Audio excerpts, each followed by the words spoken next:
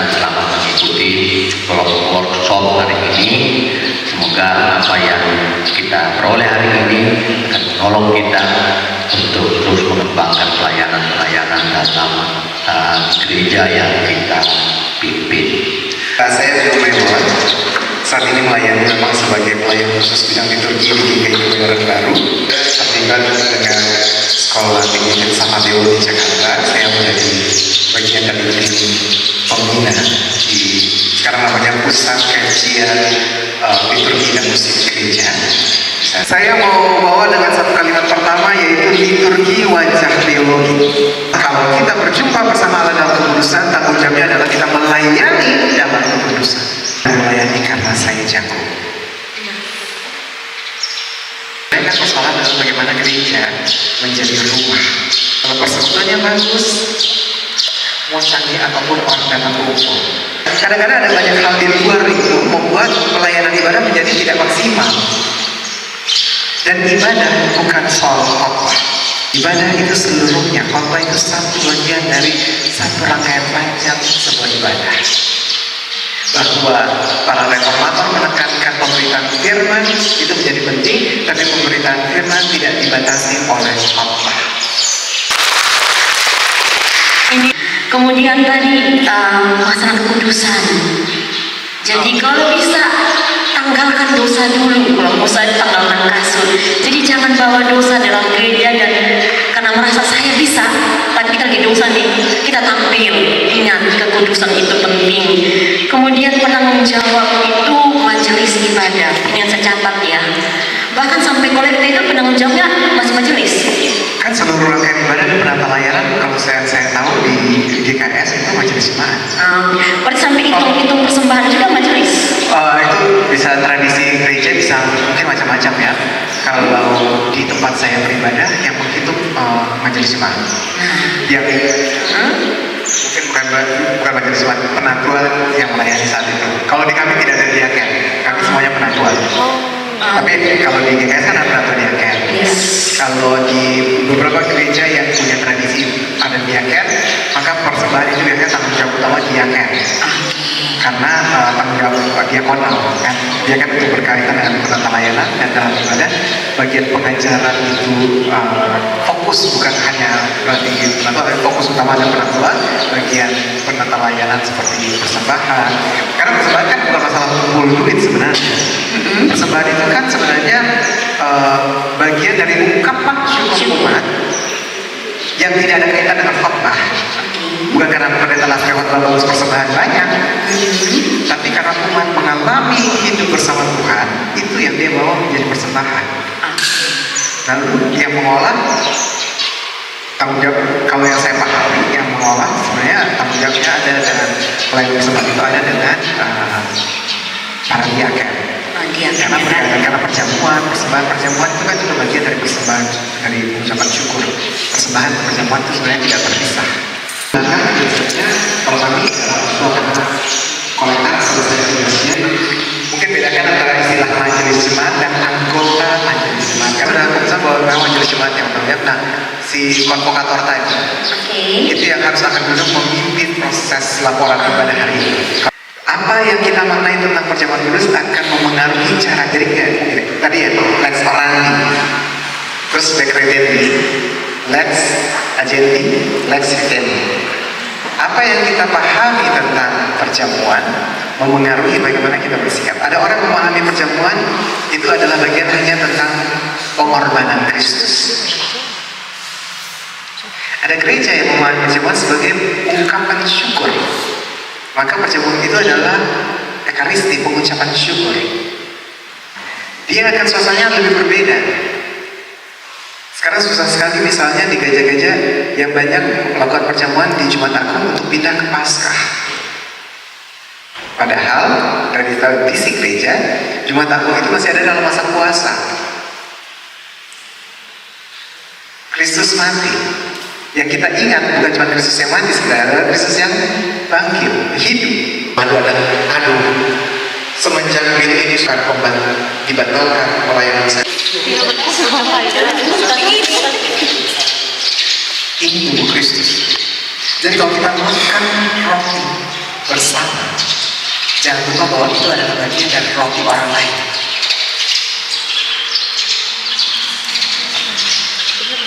Dan dia jadi satu hanya dengan semua orang itu ada di sana.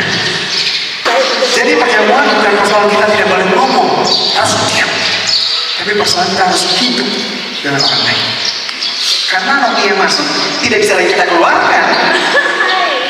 Ada di dalam diri kita, maka diri kita inilah yang harus diserahkan. Yang berkaitan dengan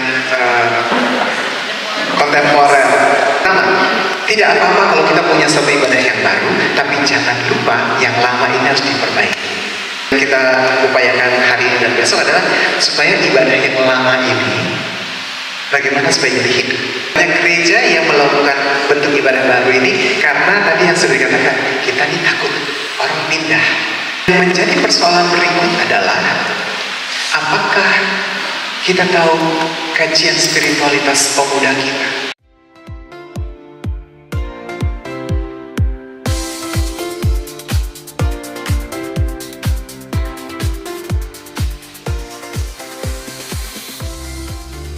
Ibu teman-teman merancang sebuah ibadah sesuai kebutuhan masing-masing kelompok.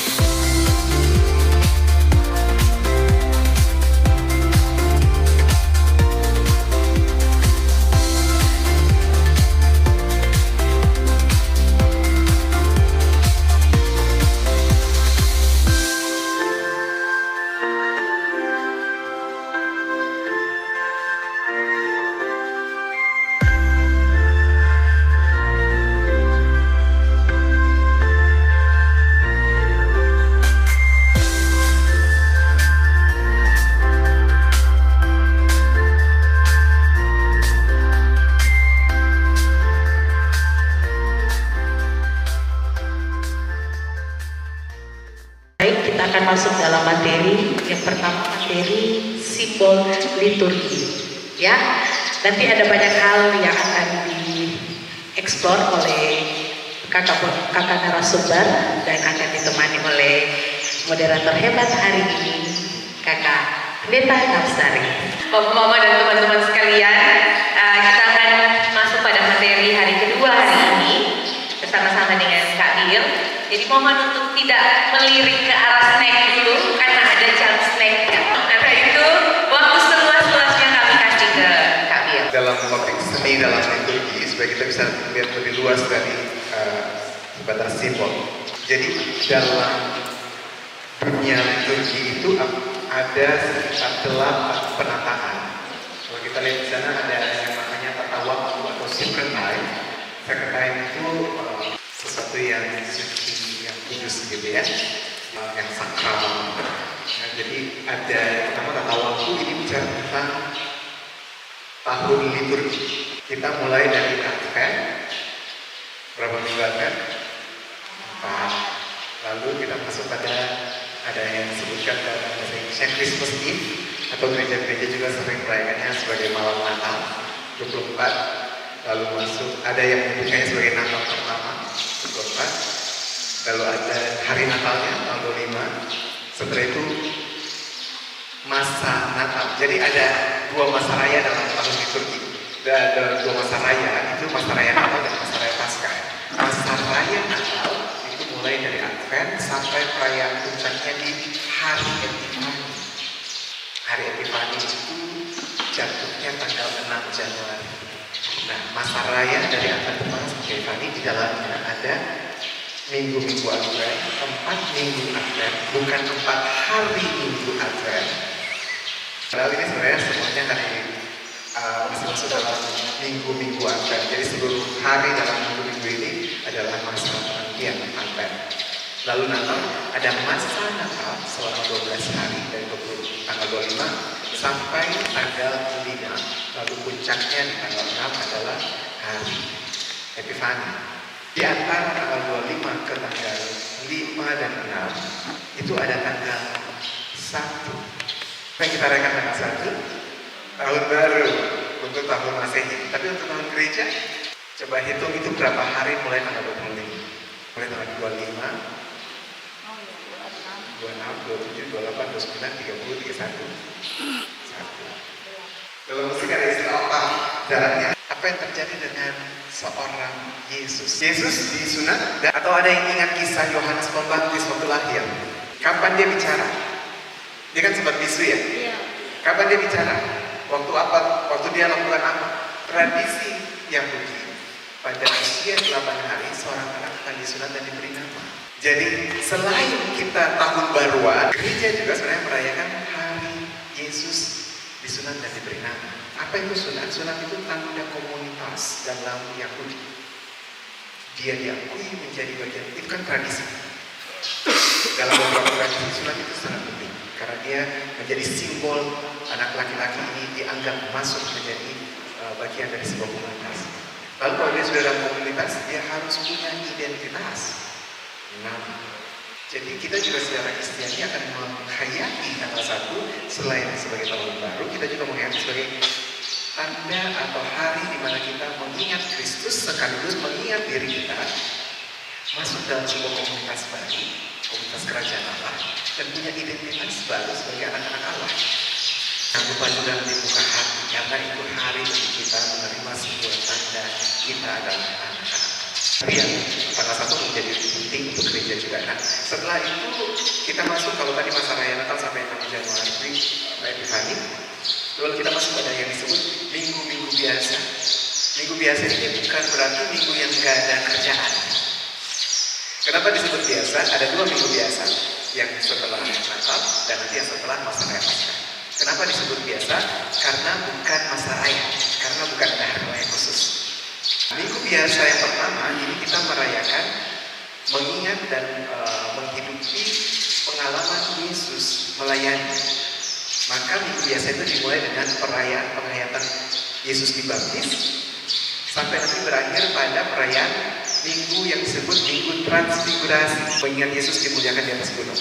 Nah, itu menjadi tanda Yesus mulai pelayanan sampai Yesus pada puncak pelayanannya. Lalu setelah itu kita masuk pada masa raya kedua, yaitu masa raya Paskah. Masa raya Paskah itu dimulai dari yang namanya 40 hari sebelum Paskah, itu dihitung mundur tanpa hari Minggu, dan jatuhnya kalau kita hitung 40 hari dari hari Paskah mundur 40 hari tanpa hari Minggu, maka jatuhnya dari Rabu. Ini yang dihayati oleh gereja dengan sebutan Rabu, tanda kita memulai masa raya Paskah. Secara khusus memulai masa pra-Paskah. Masa pra-Paskah itu biasanya setelah Rabu Abu ada 6 minggu pra-Paskah. Ada banyak gereja yang karena tidak, ini asumsi saya, karena tidak merayakan Rabu Abu, maka mundur satu ketarik ke hari Minggu. Makanya ada gereja juga yang menghidupi masa pra-Paskah itu selama 7 minggu. Ada yang menyebutkannya dengan 7 minggu sengsara. Yang namanya minggu sengsara itu ternyata jatuhnya, kalau dalam penggunaan istilah pra-Paskah ya, jatuhnya di minggu ke-6. Kenapa minggu ke-6? Karena minggu ke-6 itu disebut juga adalah minggu. Kalau minggu ke-6 berarti kalau di GKS minggu ke-7 berarti ya, minggu yang ke-7. Nah, itu dirayakan sebagai hari perayaan Palmarum, mengingat Yesus masuk Yerusalem. Nah, minggu itulah yang juga disebut Minggu Palmarum sekaligus Minggu Sengsara, karena dia mulai Yesus masuk Yerusalem, ini memulai masa sengsaranya.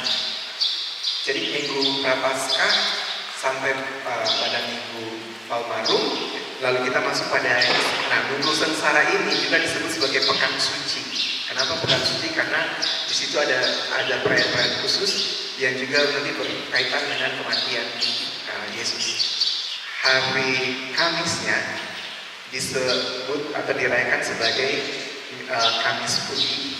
Kamis Putih ini dalam bahasa Inggrisnya kita sebutkan sebagai Maundy Thursday. Kamis Putih itu kita mengingat atau menghayati masa ketika Yesus membasuh kaki. Lalu dia melakukan yang kita juga sering sebut Last Supper, perjamuan akhir, perjamuan malam. Nanti ujungnya ada Getsemani, kisah Getsemani. Yesus ditangkap. Ini penghayatan di Kamis Putih. Lalu pindah ke Jumat Agung, Yesus mati. Lalu ada satu perayaan yang orang sering lupa. Setelah Yesus mati, kita langsung semua siap-siap untuk perayaan Paskah, betul? Dan lupa ada hari Sabtu yang penting. Dalam tahun liturgi disebut Sabtu Sunyi. Kenapa Sabtu Sunyi ini penting? Sabtu Sunyi itu kita mengingat Yesus dikubur, peristiwa Yesus dikubur. Mengingat murid-murid yang juga mengalami kesedihan karena hari itu adalah hari Sabat, maka orang tidak boleh berrelasi dengan jenazah. Kalau kita baca dalam kisah itu, maka waktu mereka menurunkan jenazah, dengan buru-buru mereka membawa ke kuburan, lalu dia langsung dimakamkan. Murid-murid tidak bisa berjumpa dia hari Sabtu. Itulah kenapa di hari Minggu pagi-pagi benar, karena mereka sudah menahan. Mereka kan tidak bisa membuat pemakaman yang baik buat dia, karena semua terburu-buru. Lalu pagi-pagi benar di hari Minggu itu mereka ingin sekali untuk merempahi mayat Yesus. Tapi kenapa Sabtu Sunyi menjadi penting? Ini ternyata kalau kita baca dalam kisah Alkitab, Yesus selalu berjanji pada hari yang ketiga. Dan ini menarik sekali kalau kita lihat hari yang ketiga. Hari yang ketiga berarti hari pertamanya mati, hari ketiga dia bangkit. Pertanyaannya apa yang terjadi di hari kedua? Kenapa harus 3? Oke, itu ada janji Allah yang memang akan digenapi dari perjanjian lama. Hari Sabtu Sunyi kita betul-betul menghayati bahwa Yesus sungguh-sungguh adalah mati. Kalau Yesus mati hari Jumat langsung bangkit, belum tentu orang percaya. Tapi kalau ini sudah sampai lewat 24 jam, Yesus bukan mati suri, bukan cuma jantung berhenti sebentar lalu hidup kembali. Tapi ini mengatakan sesungguhnya dia sungguh-sungguh mati, maka kebangkitan menjadi penting. Kalau dia tidak dianggap sungguh-sungguh mati, orang bisa cuma kita menipu.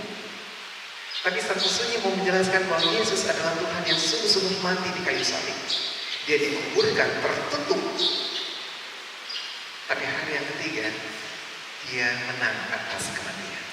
Dan perayaan Sabtu Sunyi biasanya lebih sederhana, lebih hening, lebih banyak pada doa, baca Alkitab. Dan kematian Yesus secara teologis juga mau menyadarkan kita bahwa kematian adalah sesuatu yang sangat mungkin terjadi. Hari Minggunya bangkit, hari Minggu bangkit, hari raya Paskah, lalu ada yang disebut masa-masa Paskah, minggu Paskah. Ada 7 minggu Paskah, minggu pertama sampai minggu ke-6. Di antara minggu ke-6 menuju minggu ke-7 ada hari kenaikan. Setelah hari kenaikan, minggu ke-7 Paskah, lalu minggu berikutnya puncak dari masa raya Paskah, yaitu hari Pentakosta. Di Pentakosta itu jadi semacam mahkota dari masa raya Paskah, mulai dari Rabu Abu sampai dengan hari Pentakosta. Setelah hari Pentakosta, kita masuk pada masa yang berikutnya, masa yang kedua, masa biasa yang kedua, minggu biasa yang kedua. Ini dia juga tentangkan setelah Yesus datang, Yesus naik ke sorga, Roh Kudus turun, lalu minggu biasa ini akan dirayakan mulai dengan perayaan yang namanya Minggu Trinitas. Sebuah pengakuan gereja tentang Allah yang telah hadir, menyatakan diri dan berkarya dalam 3, yaitu Bapa, Anak, dan Roh Kudus. Lalu Allah Tritunggal, Allah Trinitas ini yang mendampingi gereja melalui Roh Kudus untuk berkarya. Jadi masa-masa biasanya adalah masa gereja berkarya, melayani. Nanti puncaknya pada biasanya di November, yaitu perayaan Kristus Raja, tentang bagaimana kita menyambut kembali Yesus yang datang untuk menghakimi dunia.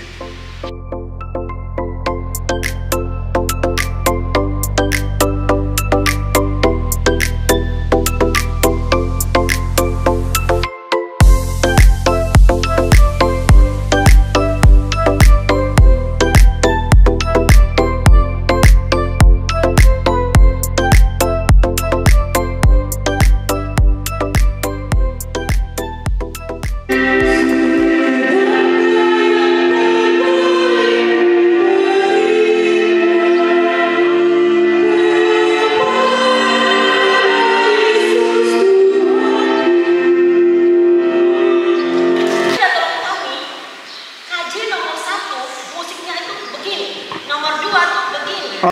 Tidak semua lagu memang harus bersih. Tidak semua lagu harus lincah. Berikanlah yang terbaik bagi Tuhan. Kalau saya pribadi, saya jarang pakai lagu ini di persembahan. Padahal lagu tadi, berapa yang terhilang ku cari dan ku lepaskan yang terbelenggu. Sebenarnya lagu ini lebih pada refleksi diri. Nanti di tahap kedua kita akan berdoa bersama berdoa. Kalau kita mau sambil gambar hasilnya tidak sesuai dengan kita bayangkan pertama, tidak masalah.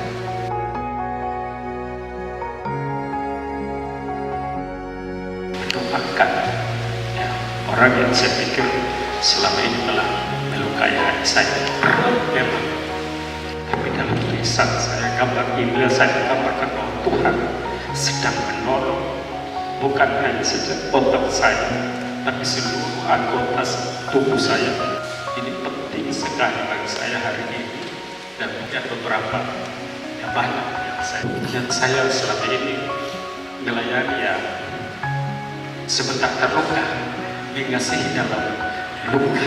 Memilih 3 gambar, sukacita, penguasaan diri dan kasih. Penguasaan diri itu tidak hanya bagi diri saya sendiri, tapi juga bagi dunia. Saat diri kita terhadap Intinya ini adalah satu metode yang juga bisa kita pakai, karena ternyata doa tidak hanya soal kata. Metode ini juga mungkin bisa teman-teman pendeta pakai dalam retret, legislasi kah, sangat bisa dipakai, dan semoga apa yang kita kerjakan sampai saat ini bisa bermanfaat buat kita semua. Saya mau mengucapkan terima kasih untuk kesempatan berbagi, dan tetaplah menghidupkan cerita-cerita iman itu setiap hari. Tuhan memberkati kita semua. Yang telah membersamai 2 hari ini dengan segala hal yang baik untuk memperlengkapi kita dalam pelayanan yang dipercayakan kepada kita masing-masing. Kita percaya bahwa apa yang kita terima hari ini bisa kita bawa di pemuda, di komisi-komisi untuk kita pakai dalam ibadah-ibadah refleksi. Terima kasih, mari kita berikan tepuk tangan sekali lagi. Sangat luar biasa, sangat menggugah, ya, menggugah perasaan iman, ya. Terima kasih untuk bidang pelatihan dan bimbingan klasis Pak Yedi dan juga Wengapu atas inisiasinya membuat kegiatan yang sangat luar biasa. Bapak Ibu semuanya yang kami hormati, terima kasih sekali lagi untuk kebersamaannya yang luar biasa 2 hari. Terima kasih untuk semangatnya, dan untuk menutup seluruh rangkaian kegiatan kita selama 2 hari, kita akan mendengar sapaan sambutan dari Ibu Koordinator Bidang Pembinaan dan minta maaf, Pembinaan dan Pelatihan Klasis Wengapu kepada Ibu Persilakan. Bapak, teman-teman sekalian, maaf baru nongol hari ini. Nah, Ibu Bapak, teman-teman yang terkasih, saudara saya Bill Mailoa yang saya kasih.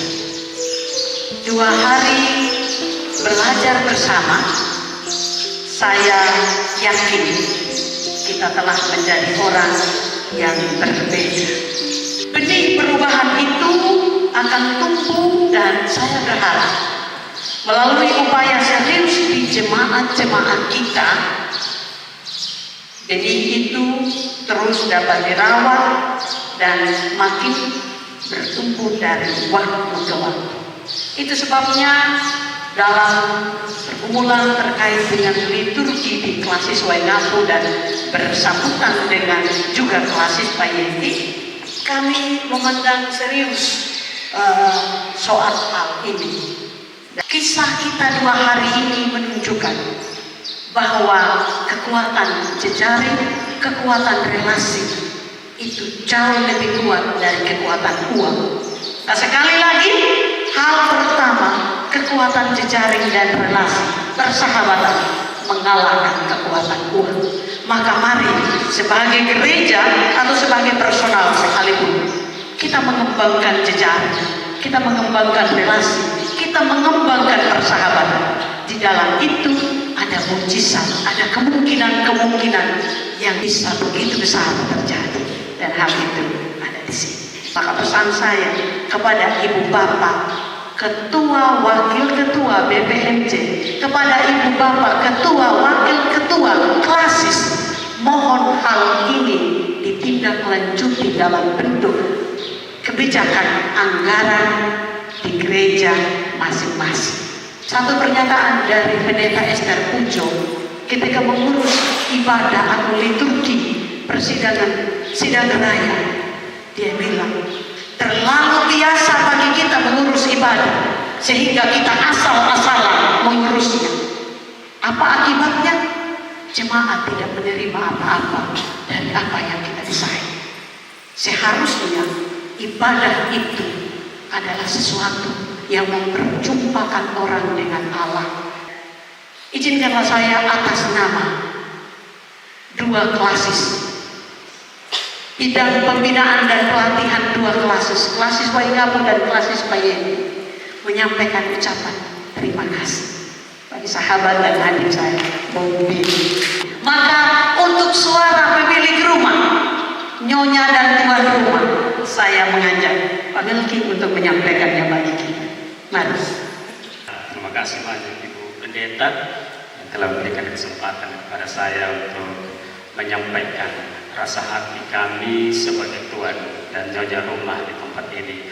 Mewakili Ketua BPMJ Gereja Jemaat Prehowar, saya wakil ketua satu tempat ini menyampaikan ucapan syukur izin Tuhan kami di tempat ini dipercayakan untuk menjadi tuan rumah dalam penyelenggaraan workshop liturgi yang sungguh luar biasa yang memberkati kami jemaat di tempat ini. Walaupun 2 tahun teman-teman lasis sangat memperhatikan kami. Ini adalah jejaring yang Ibu Pendeta katakan tadi melampaui material uang yang kita punya. Itu hari ini bersama-sama dengan kami, jika ada salah kami dalam ucap kata dalam pelayanan ini, mohon kami dimaafkan. Demikian ucapan terima kasih kami. Kiranya Tuhan Yesus memberkati kita semua. Shalom. Salam. Tuhan untuk hidup yang Kau beri, setiap napas ini adalah bukti kasih yang sejati.